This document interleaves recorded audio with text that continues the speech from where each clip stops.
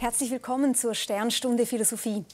Ich weiß nicht, wie es Ihnen geht, aber ich habe manchmal das Gefühl, wir leben in düsteren Zeiten mit Populismus, Klimawandel, Migrationskrisen und digitaler Überwachung.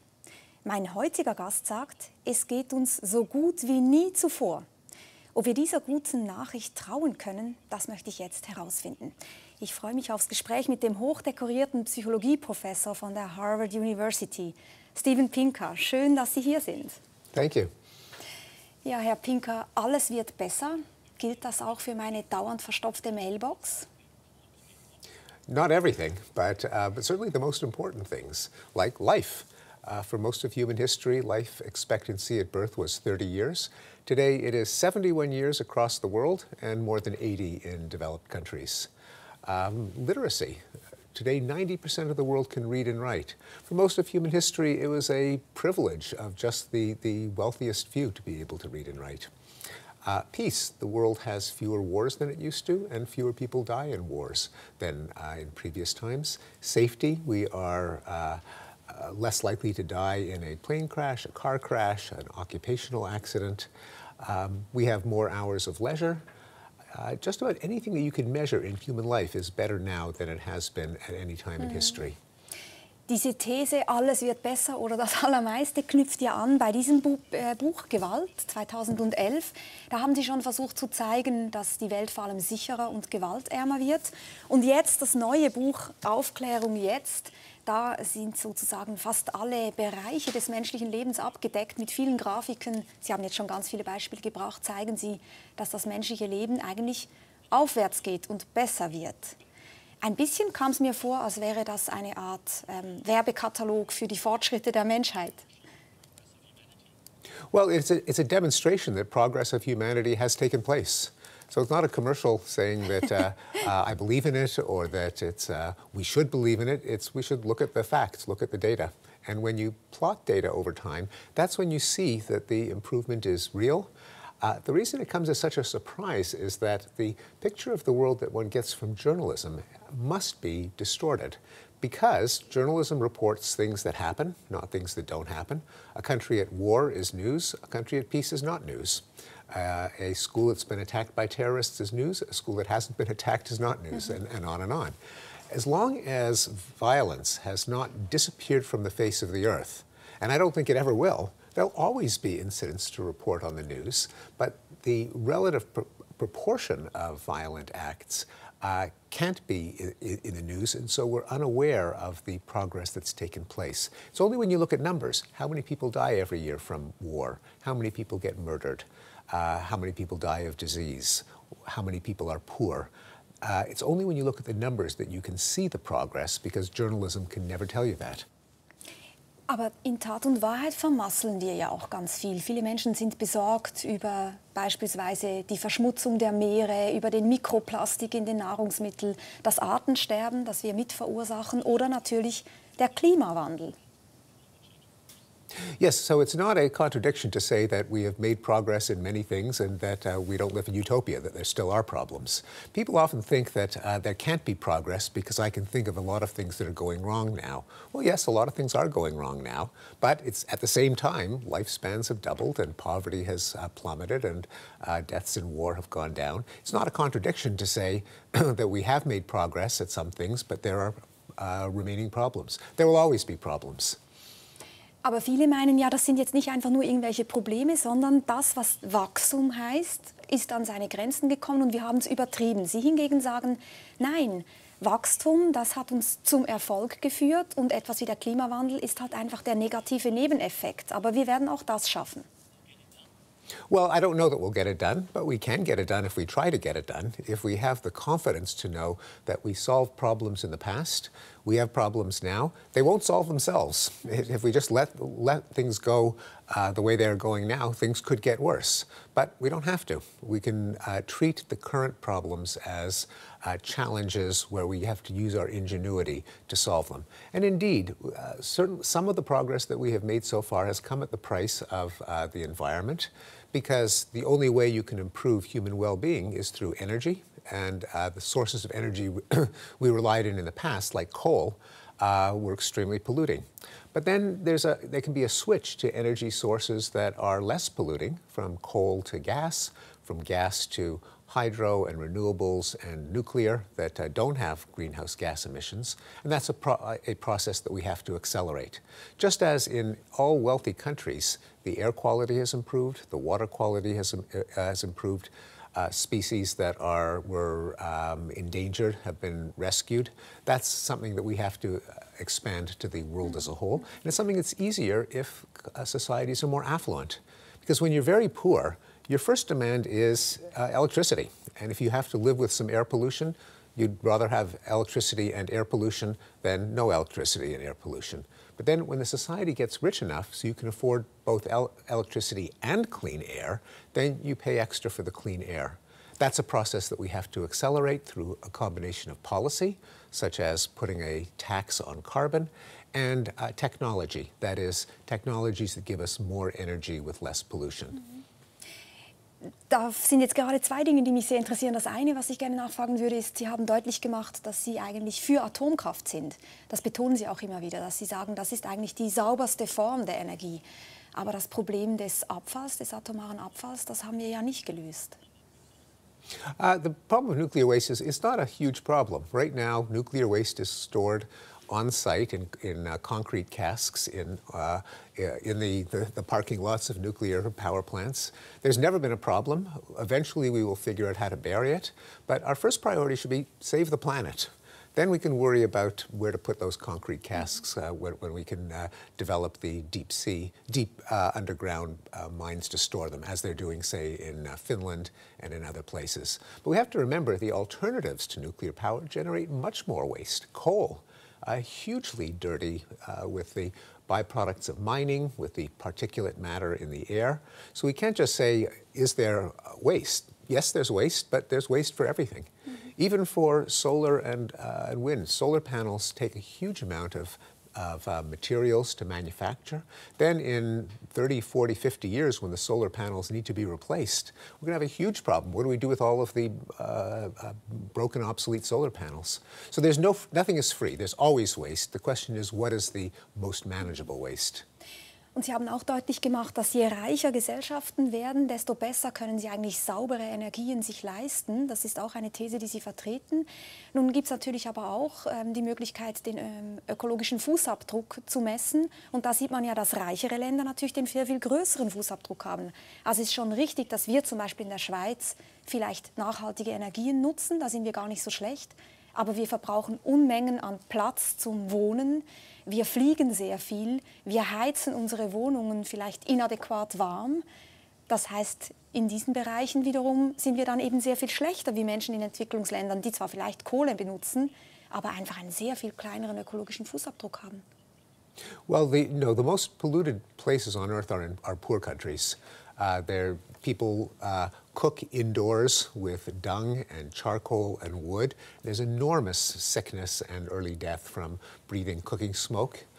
Contaminated water, much worse of a problem in poor countries than in rich countries. I don't have to worry when I turn on the tap about getting cholera from drinking water. In poor countries, people do worry about that. Now, it is true that in terms of carbon emissions, rich countries have been, because their economies are so much better, are much worse culprits in greenhouse gas emissions.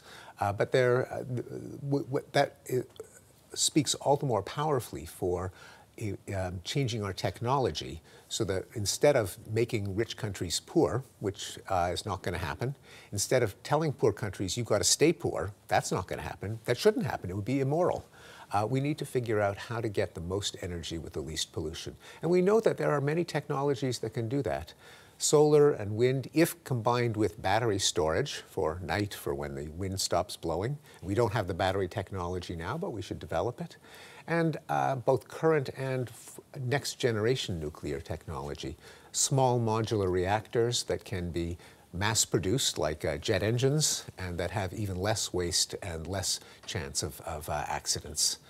But I believe that we should accelerate technological development. We don't know now which technology will be most cost-effective, but it's always been ideas that propel economic growth. The idea that we can't have economic growth because it's unsustainable, because we'll run out of resources, is false, because we don't need resources. We need ways of heating our homes and getting from one place to another and giving us light. The resources that we use depend on the current technology, and that can change with ideas. So 2 weeks ago, the Nobel Prize in Economics went to Paul Romer for his idea, which I endorse in the book, that economic growth is not about resources, it's about ideas, and the space of ideas is infinite. Und das ist eben genau der Moment, wo ich manchmal das Gefühl habe, Sie sind sehr begeistert von der Menschheit. Das liest sich ja auch sehr erfrischend, dieses Vertrauen darin, dass wir schon genug clever sein werden, um unsere Probleme gelöst zu kriegen. Well, we don't know that we're clever enough to solve problems because I can't. The book is not an argument for optimism in the sense that everything is guaranteed to work out. It's not guaranteed to work out. But it is an argument for what should we do now if we want things to work out. And that is that we should apply knowledge and science and reason to solving problems in a way that make people better off. That should be our goal. Whether the laws of physics and the laws of the universe will allow us to do it, we won't know until we try. But it's our only choice. The world is not going to remain poor or get poorer by choice. And we ought to figure out how to give people the best possible lives, the least sickness, the least poverty, the least ignorance and illiteracy, the least violence, with the least damage to the environment. Wir hatten vor kurzer Zeit den ehemaligen Chef des Club of Rome bei uns, Graeme Maxton, und er sagt, wenn wir wirklich die Ziele erreichen wollen, bis 2030 35% weniger Treibhausgase, wie es eigentlich im jüngsten Weltklimabericht festgesetzt ist, dann müssen wir unser Leben radikal ändern. Dann ist fertig mit Fliegen, wir müssen wirklich weniger Auto fahren, wir müssen unsere ganzen Carbon Emissions eben wirklich nach unten kriegen. Er sagt, wir haben die Wahl. Und wir hören ihm ganz kurz zu. But the choice is continuing as we are, or you put into question the entire future existence of humanity. I mean, it's that big a question. It won't affect you or your children. I mean, your children, your grandchildren will have a pretty unpleasant life. But it means that within decades, I mean, if you look at just around the Mediterranean, I mean, you're looking at 20 or 30 years before it's going to be impossible to live there. I mean, there will be no water. You won't be able to grow crops. You know, people will have to move away from Greece, from parts of southern Italy, from southern Portugal. This is not just in Bangladesh. This is going to be affecting us in Europe. Well, I certainly agree. We have to deal with the problem of climate change. But it's important not to confuse two things. One of them is to deal with climate change by making the whole world poor. That's not going to happen. People are not going to agree to that. We're not going to have a world totalitarian government that forces people to stop driving, especially in poor countries where they have legitimately will say, well, you rich countries have been enjoying energy for several hundred years. Now it's our turn. We want to be able to move and heat our homes and cool our homes too. We're not going to be able to prevent them from doing it. And it is true we can't keep on the current trajectory without the possibility of disaster, but the alternative to keeping on the current trajectory is to improve our technology and our policy. That is, to figure out ways to give people the energy they want and need without greenhouse gas emissions that threaten the planet. So the suggestion that everyone should go back to a simpler lifestyle is extraordinarily unlikely to happen. If that's the only choice, yes, we're going to be in big trouble. But what we've done in the past and what we should do in the future is apply our ingenuity to, first of all, incentivize people to conserve and switch to low-carbon energies via carbon pricing. And secondly, to develop the technologies that allow people to enjoy energy without greenhouse gas emissions. And that is much more likely to happen. People will be very happy to have energy that doesn't send out CO2. They don't want the CO2, they want the energy. And so if the technology gives them the energy without the CO2, then that has a much greater chance of being adopted by 7.5 billion people than telling them everyone has to go back to the lifestyle of people currently in India. Und heißt das für Sie auch, dass wir müssen die Leute dazu bringen, andere Energieformen zu nutzen, dass der Staat dafür sorgen muss? Sind Sie für eine starke Staatsidee in diesem Bereich? The state will definitely have a role. For one thing, it has a role in putting a price on carbon because that's something that the market can't do by itself. It's the tragedy of the commons. It's a public goods game, what the economists call a negative externality.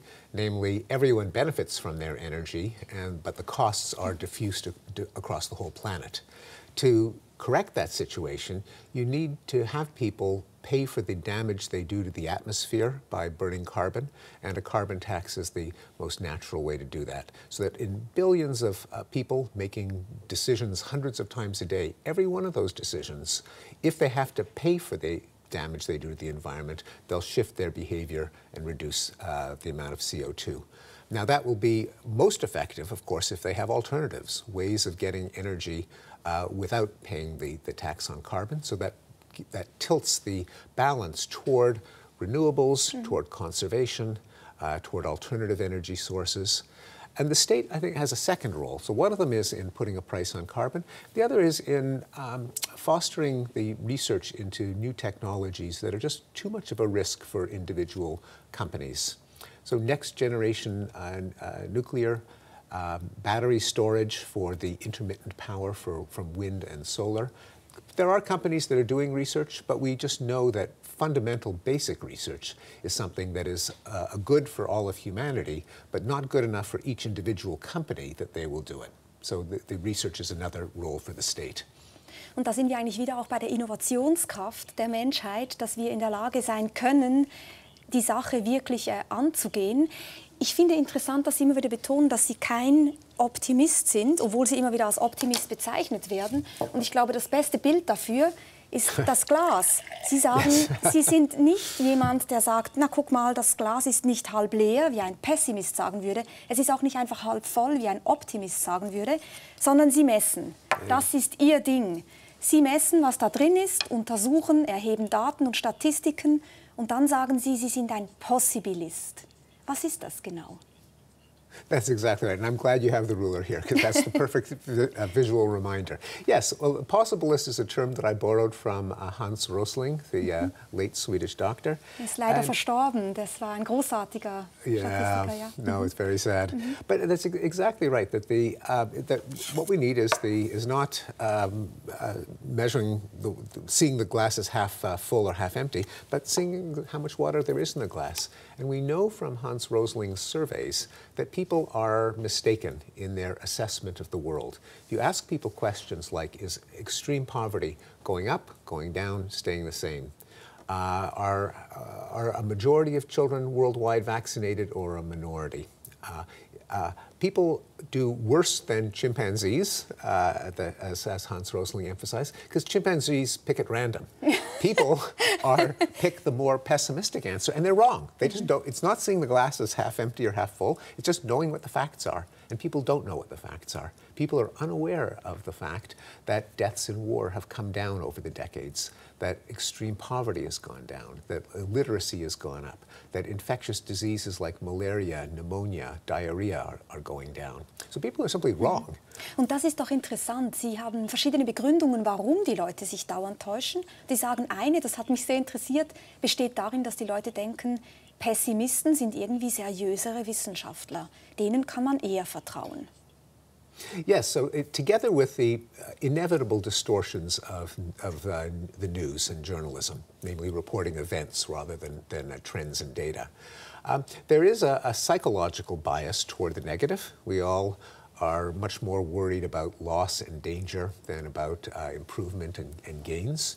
And that opens up a space for profits to enter the market and remind us of dangers that we may have overlooked. And also, intellectual life has a huge pessimistic part of its ideology.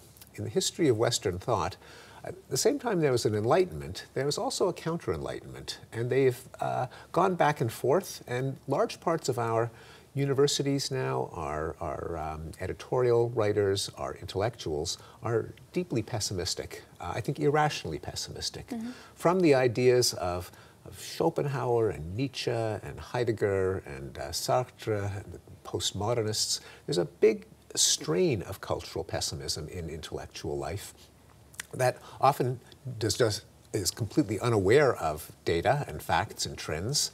It's just part of the religion of the intellectuals that our current institutions are failing, corrupt, on the verge of collapse, unsustainable, and that is just a dogma among many intellectuals. So it's a second reason.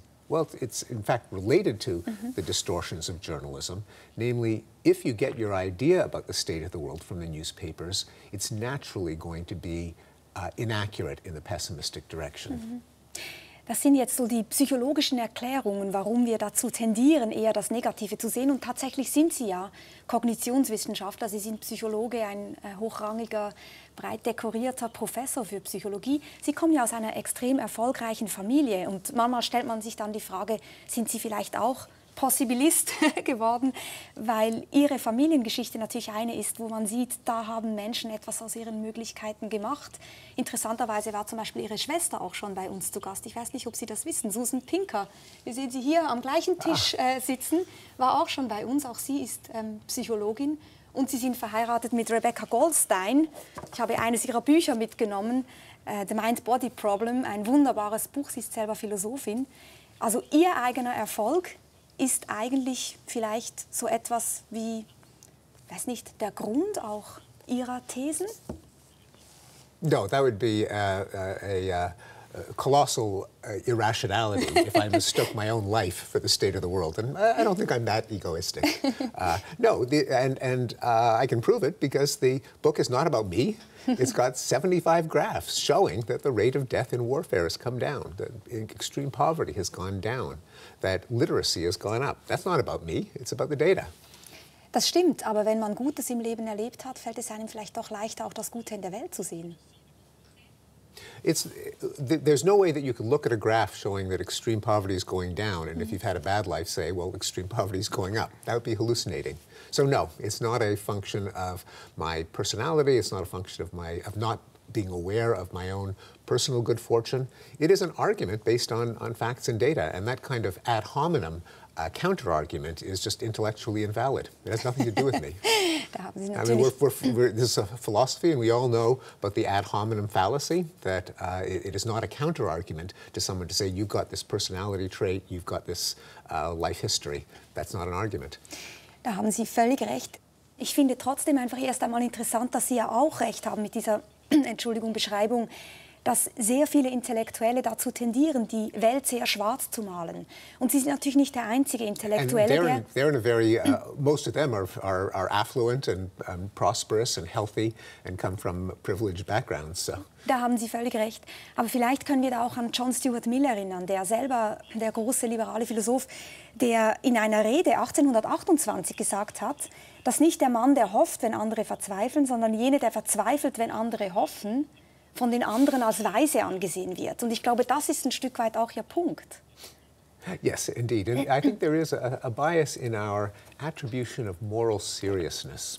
That is, we see Old Testament prophets, we see doomsayers as serious, as deep and moral, and people who point to improvements as superficial, as salespeople, as propagandists. So I do think we have that bias, and a number of people have pointed that out. David Hume pointed that out, Thomas Hobbes. And Hobbes even had a theory to explain it. He said that, in English, competition of praise inclineth to a reverence of antiquity. For men contend with the living, not with the dead. In other words, if you're criticizing your society, it's a way of criticizing your rivals, of criticizing everyone else, whereas the people who lived several hundred years ago, I mean, they're dead, you don't care about them, and so it's easy to long for a golden age, to say things used to be better in the past because they're not your rivals. At least that was Thomas Hobbes' theory. Jetzt haben wir gesprochen über verschiedene psychologische Erklärungen, warum Menschen nicht den Grafiken trauen, sondern eher ihren Intuitionen oder dem Gefühl, alles wird irgendwie schlecht. nämlich wegen der Medien, wegen der Intellektuellen, die Schwarzmaler sind und so weiter. Mich interessiert aber auch noch, wie es den Menschen wirklich geht. Und gerade in den USA hat man immer wieder gehört von den sogenannten Abgehängten im Rust Belt. Wir sprechen zurzeit sehr viel über die Wahlsiege der AfD in Deutschland, also über Menschen zum Beispiel im ehemaligen Ostdeutschland, die sich als abgehängt empfinden, oder auch in Frankreich, in den Banlieues von Paris. Denken Sie, das ist alles Jammern auf hohem Niveau? Well, the support for populism doesn't primarily come from poor people, at least in the United States, and I think this is true among European populists as well. It's much more people who feel they've been left behind culturally than economically. The big support comes from people who are against political correctness, the ethnic majorities, the white people in the United States, who feel that their society has been favoring gay people and women and transgender and immigrants and kind of leaving them and their culture behind. And the support in the United States for Donald Trump was not from the poorest people. It was from middle class and richer people who had more cultural resentments. Aber zum Beispiel in Brasilien vor 3 Wochen ungefähr haben die Menschen da einen ultrarechten Kandidaten gewählt zum Präsidenten Bolsonaro. Und da heißt es, der Grund, also die Analysen ergeben, der Grund ist einerseits die Wirtschaftskrise, die andauernde, und gleichzeitig auch die Gewalt. Da sind 60.000 Menschen Opfer geworden von Gewaltdelikten innerhalb eines Jahres. Das sind mehr als im Kriegsland in Syrien. Indeed, and Brazil and many Latin American countries have the world's highest homicide rates. And it is also true even in the United States. I'm not sure about Europe, but when there are increases in crime, people tend to vote for more conservative candidates. In the United States, Richard Nixon was elected in 1968 on his campaign of law and order. And in a sense, he was correctly pointing out that crime in America went through the roof in the 1960s. In every Western country, there was a huge increase, and politicians do capitalize on it. Now, of course, starting in the 90s, violent crime rates went down in Europe and in the United States. Donald Trump incorrectly said that crime rates have never been higher, but in fact were very low. But because people are unaware of the facts that crime has declined, they can be receptive to calls from politicians that we have to do something about rising crime. Now in Brazil it's different. Brazil, actually some cities like Rio de Janeiro, very violent, but they have brought their rate of violence down.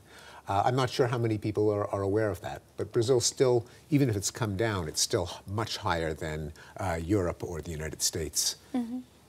Aber Sie würden sagen, wenn wir die Menschheit insgesamt ansehen, dann geht es eigentlich aufwärts. Es gibt diesen ungebrochenen Aufwärtstrend, auch wenn es lokal gesehen immer mal wieder Einbrüche gibt und einzelne Länder, die in bestimmten Hinsichten wieder Backlashes erleben.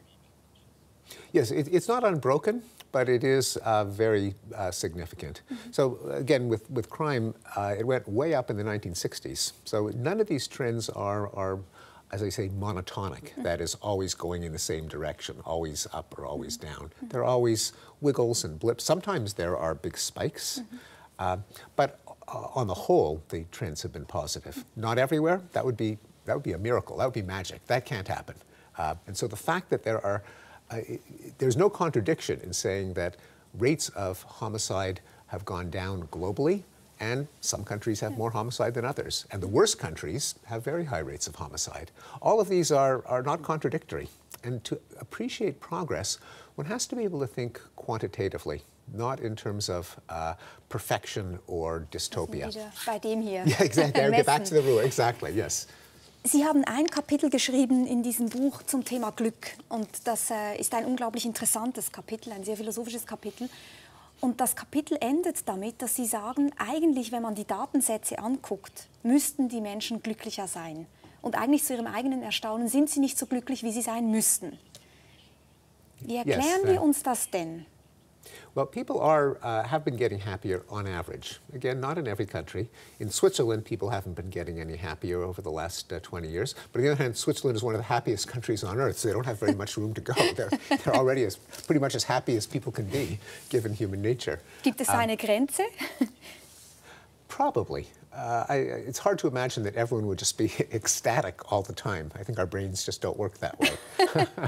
We assess our our current situation.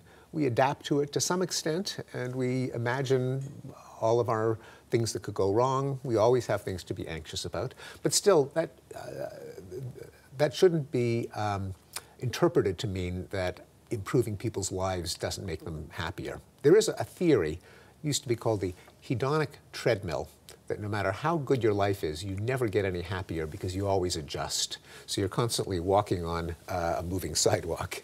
Or just like your eyes will adjust to the light or dark, according to this theory, your happiness adapts to the situation. Mm-hmm. And so no matter how rich you are, how good your life is, you never get any happier. We now know that's wrong. That's too strong. Lassen Sie mich an dieser Stelle ganz kurz Yuval Noah Harari zu Wort kommen. Der war auch bei uns zu Gast und hat über sein Buch Homo Deus geschrieben. Und er hat eine, glaube ich, ziemlich ähnliche Idee, wie was Sie genau gerade kritisiert haben. Hören wir ihm ganz kurz zu. Humans are not happier than before, even though their condition is much better than before, due to two main reasons. First of all, human happiness depends on expectations, not on objective condition. If you get what you want, you're happy. If you want something, no matter what, and you don't get it, you're dissatisfied.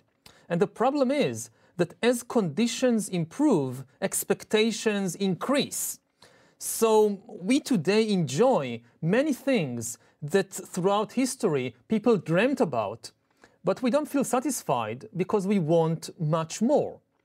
And on an even deeper level, the basic reaction of the human mind to achievement and to pleasure is not satisfaction, it's craving for more. So no matter what we achieve, we just crave for more. There is some truth to that, but that's too strong. For one thing, we know that people in richer countries are happier. Within every country, richer people are happier. And in a majority of countries for which we have data over time, happiness is increased. So it's simply not true that people in Switzerland are no happier than people in Togo or Benin or Congo. People in Switzerland are really happier because their lives are better. Now, of course, people in Switzerland still complain, they're still anxious, but their lives are better, and they say their lives are better than people in poor countries like Afghanistan or countries at war like Syria. So I think that Yuval's point has some truth, and that used to be the understanding among economists and psychologists, but that has now been revised, and we realize that the old treadmill theory is not true.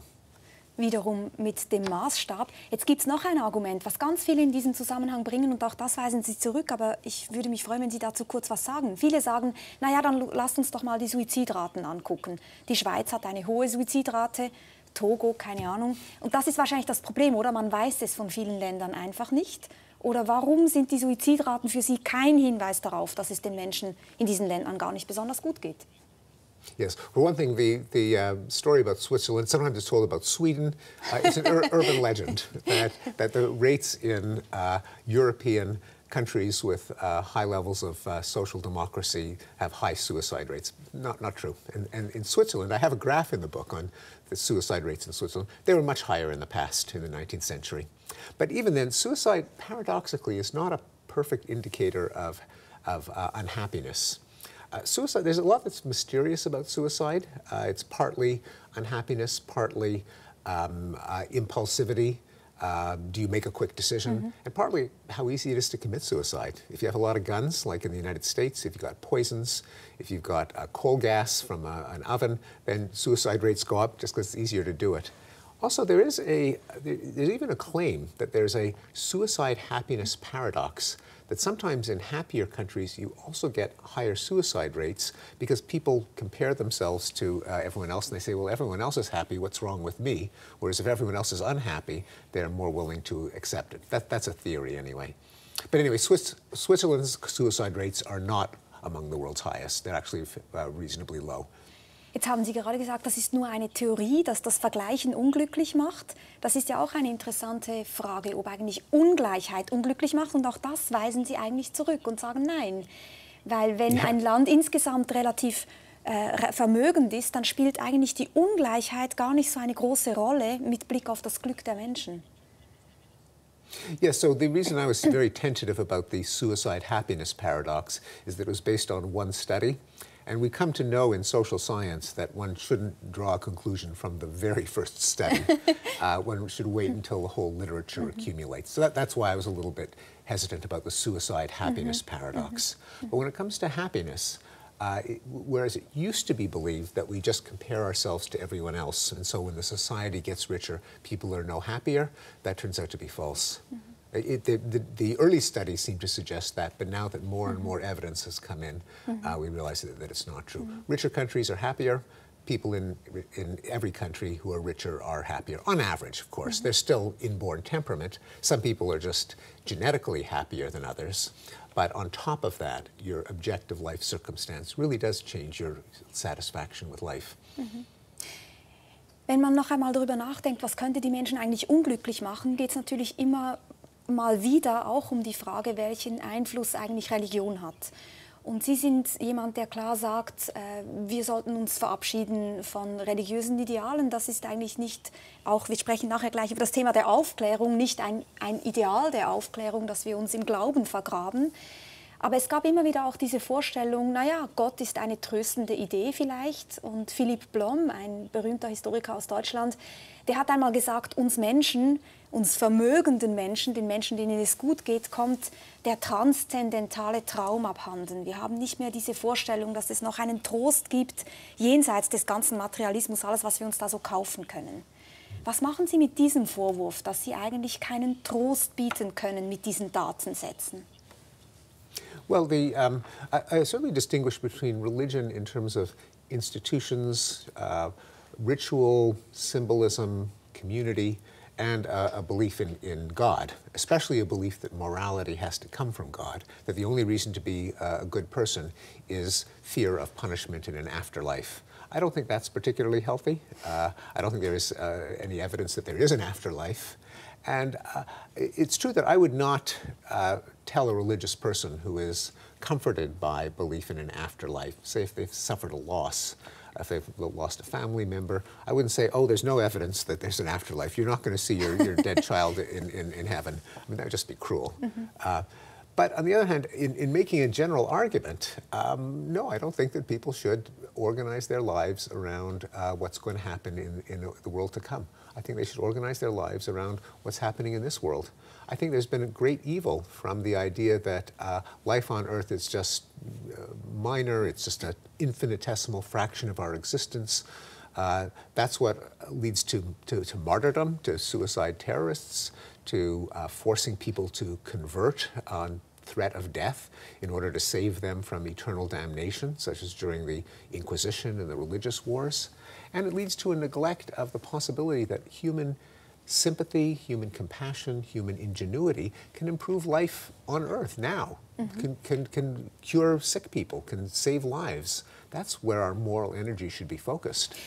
Ich verstehe sehr genau, was Sie sagen, aber man kann doch noch einmal die Frage stellen, woher kommt der Trost für die existenzielle Sorge, für die existenzielle Angst, die uns Menschen ja auch ausmacht, das Verzweifeln an der Sinnlosigkeit des Daseins sozusagen. Da sehen wir ja, dass vielleicht eine Statistik uns einfach nicht hilft. Wir lassen uns nicht überzeugen davon, dass es uns besser gehen sollte, wenn wir uns einfach nicht besser fühlen. Well, there are some existential aspects of the human condition that we do have to deal with. We really are going to die. And if the question is, how do we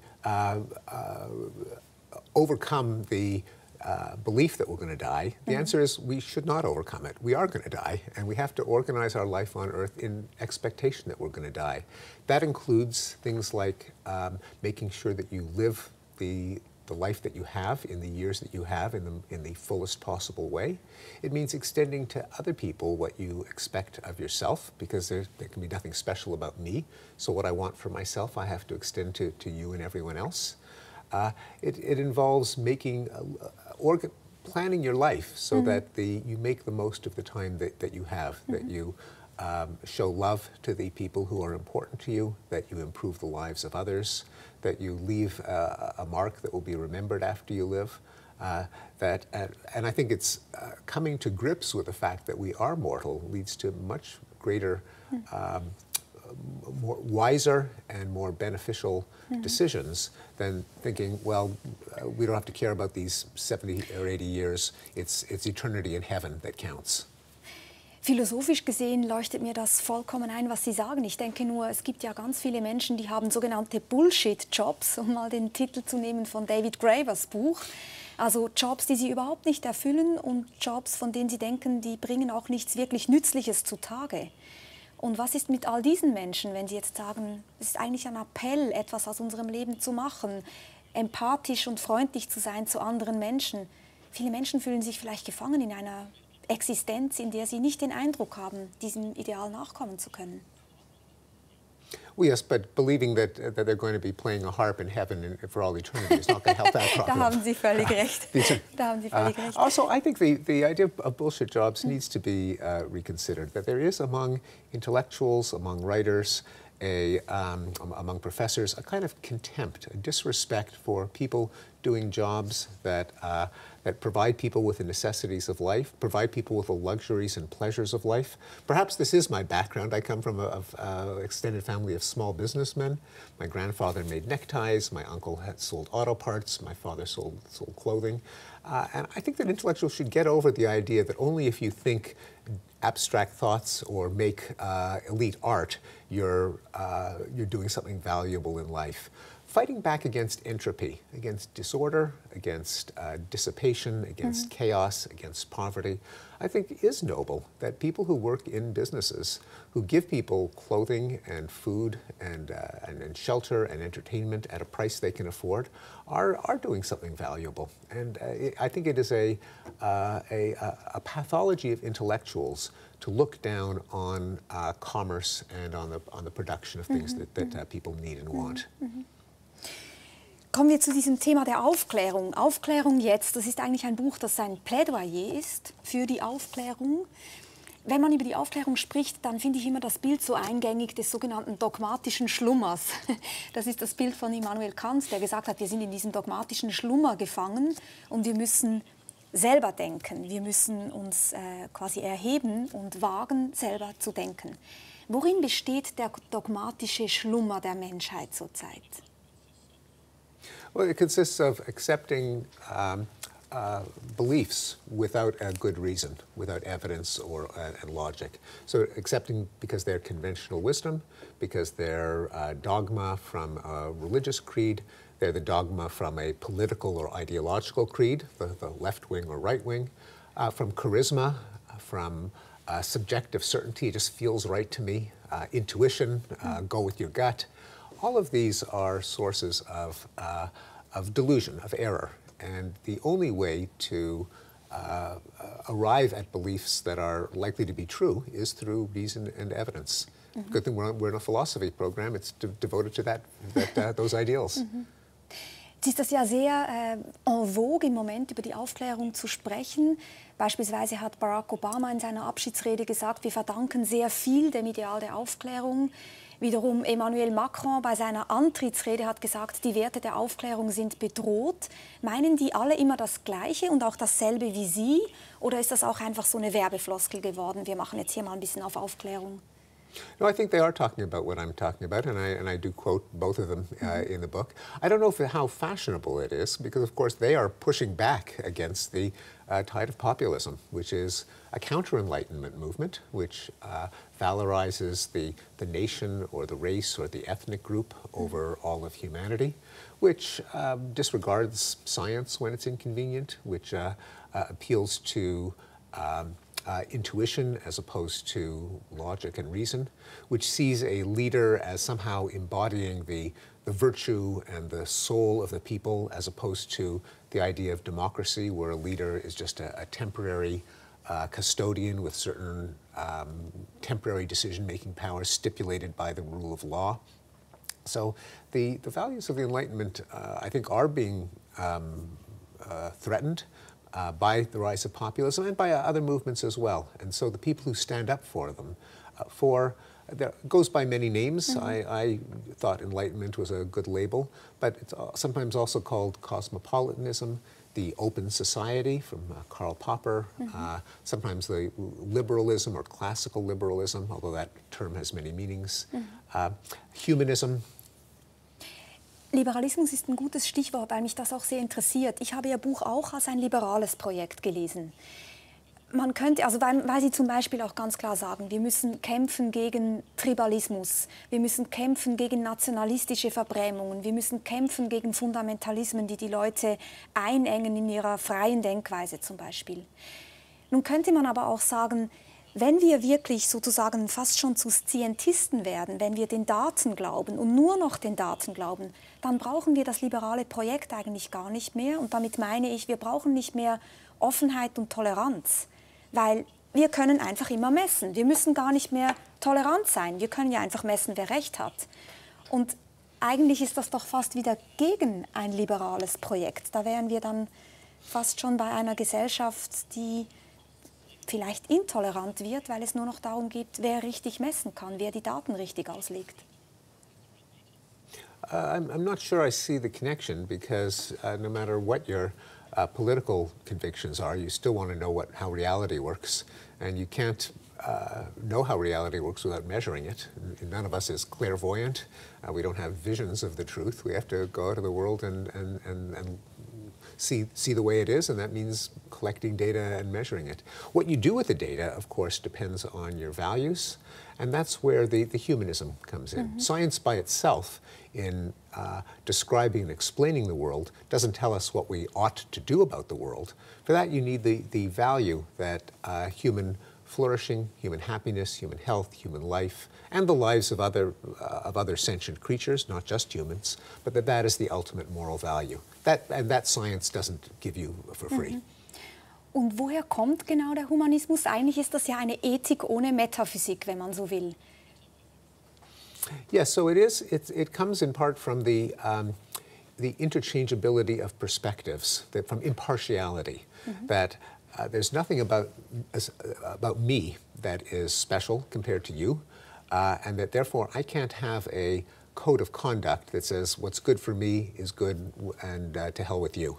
At least not, I could maybe if I was the ruler of the universe, but no one's the ruler of the universe. I have to persuade you of some code that we both agree on. As soon as you do that, you get a lot of morality, because a lot of morality comes from impartiality, from the categorical imperative, the veil of ignorance, the golden rule. All of these are different ways of getting at the idea that no one is unique, that our interests are equivalent. Also, there's an empirical component, which is we just know that when there are certain ways in which people, when they adopt certain codes of conduct, make everyone better off. That is, it might be good for me if I could steal and kill and rape and do anything that I want and enjoy the benefits. But it's not so good if everyone else can do that to me. And so I would have to agree to put restraints on my own behavior in exchange for everyone else putting restraints on their behavior, and we all live a better life, a life that we would all agree beforehand is better. It's the old idea of the social contract. Wenn wir über diese Werte sprechen, über die Werte des Humanismus, über die Werte der Aufklärung, die eben in vielen politischen Reden im Moment eine große Rolle spielen, dann sagen Sie auch, das finde ich auch sehr interessant, wir sollten das nicht vertauschen mit der Rede von den westlichen Werten. Das ist eine Engführung, zu sagen, Aufklärungswerte sind nur westliche Werte. Absolutely. This is not Western chauvinism. It's true that many of the ideas of the Enlightenment that stuck, that persist to today, originated in some Western thinkers, but all ideas have to come from somewhere. The fact that they came from the West doesn't mean that they're good or bad. And many of these ideas came from other parts of the world. Even today, ideas such as nonviolent resistance as a means of affecting social change came from Gandhi. The idea of reconciliation and restorative justice as opposed to punishment and retaliation, which came from Mandela and Tutu in southern Africa. The Enlightenment pools ideas, if they're good ideas, regardless of where they came from. And conversely, the West has never been solidly behind the Enlightenment. As soon as the Enlightenment emerged, there was the counter-Enlightenment. There was nationalism, there was romantic militarism, there was fascism, there was communism and totalitarian Marxist countries, all of them very Western. So Enlightenment and the West are two different things. Mhm. Wenn Sie sagen, das sind nicht westliche Werte, meinen Sie damit ja auch, es sind nicht nur eben von der Quelle her westliche Werte, sondern auch in ihrem Geltungsbereich. Es sind die Werte, die wir als Menschheit teilen sollten. Das heißt, eigentlich müsste Ihrem Buch anschließend auch ein Bildungsprojekt. Wie kann es denn gelingen, die Menschen zu begeistern für dieses Projekt der Aufklärung? Well, it's already happening to some extent. So just as an example, more than 60 years ago, the world signed on to the Universal Declaration of Human Rights, 70 years ago. And there were Muslim countries and China and Christian countries, West, non-West, that all agreed that human rights, human dignity, education, the right to justice are universal. It may have been, at the time, there was a fear, how could you possibly get all of the world's countries to agree on one code? Impossible. Everyone has their own culture. But they did. They agreed on it. And again, just several years ago, the United Nations proposed the Sustainable Development Goals. That is, goals like reducing poverty, increasing access to clean water, protecting the environment, women's rights, education, and all of the world's countries agreed. So and these are all Enlightenment ideas. They're not. There's no religion in it. There's nothing about God's commandments. There's nothing about an afterlife. There's no nationalist sentiment. There couldn't be, because if you said that the prime moral goal is to show that the United States is a shining city upon a hill, or a beacon for mankind, well, maybe Americans would agree with that, but not India and not Japan and not France and not Switzerland. In fact, there's a natural process that as soon as you have to get the agreement of diverse people, then many of the particularist, ethnocentric, racist, religious moralities fall by the wayside because other people aren't going to agree to them.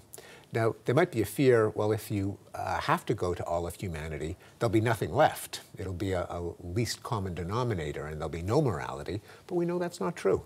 Because of Sustainable Development Goals, Universal Declaration of Human Rights, since we're all human beings, we're all Homo sapiens, that means that we have things in common, like we'd rather live than die. We'd rather be healthy than sick. We'd rather be educated than ignorant. We'd rather have food than be hungry.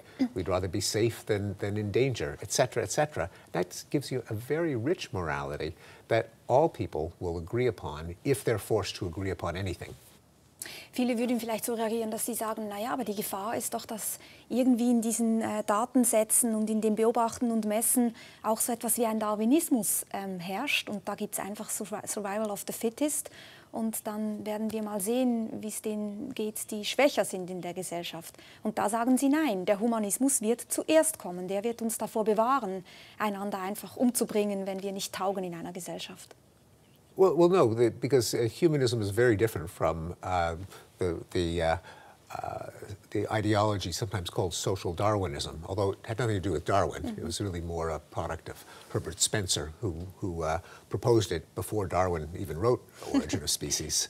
But the idea that it is good to let nature take its course and have the strongest displace the weakest, that's the opposite of humanism, which is that any creature that is conscious, that has the ability to suffer, should be accorded opportunities to flourish and not to suffer.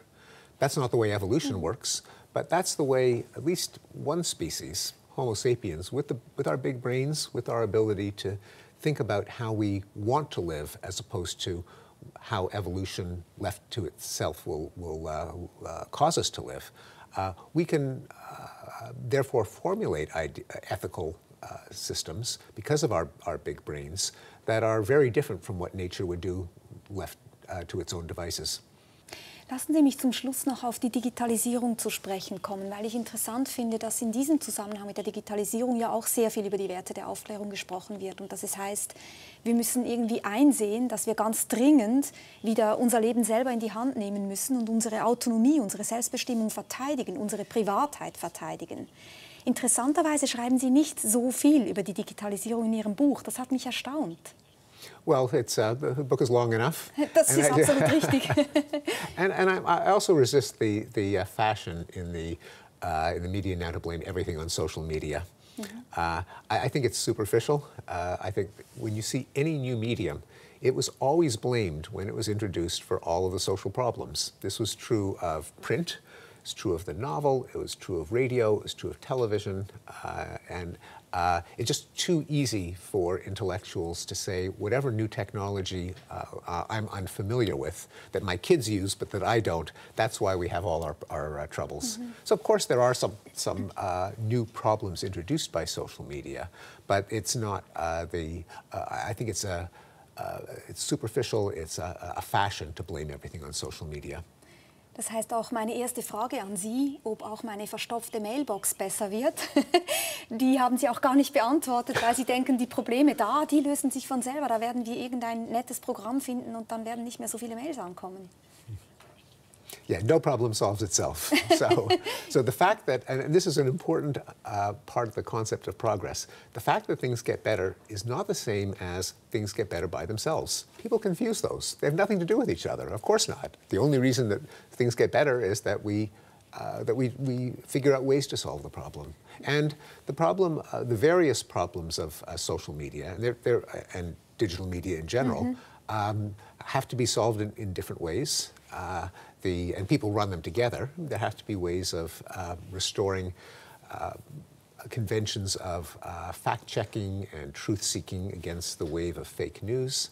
That's separate from the problem of how we make sure that we interact with each other and don't get lost in our screens, how we prevent ourselves, too much of our lives from getting consumed by screen time and exert self-control, wisdom, balance. These are separate problems.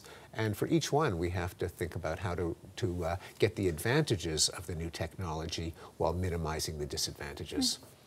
Wie gehen Sie selber damit um? Ich weiß nur, wenn man Ihnen eine E-Mail schreibt, dann kommt eine Auto-Reply, dass Sie sehr beschäftigt sind mit diesem Buch hier und nicht so schnell antworten können.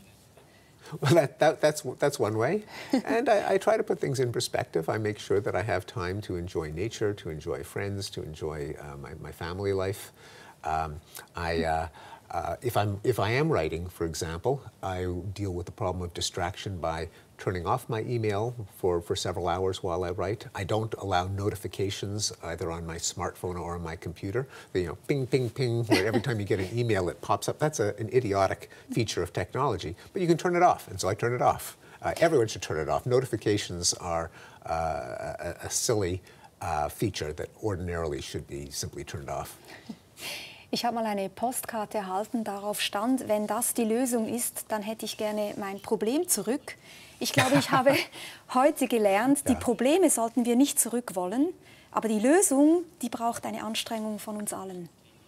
Ich bedanke mich ganz herzlich für dieses Gespräch, Steven Pinker. Vielen, vielen Dank. Thank you.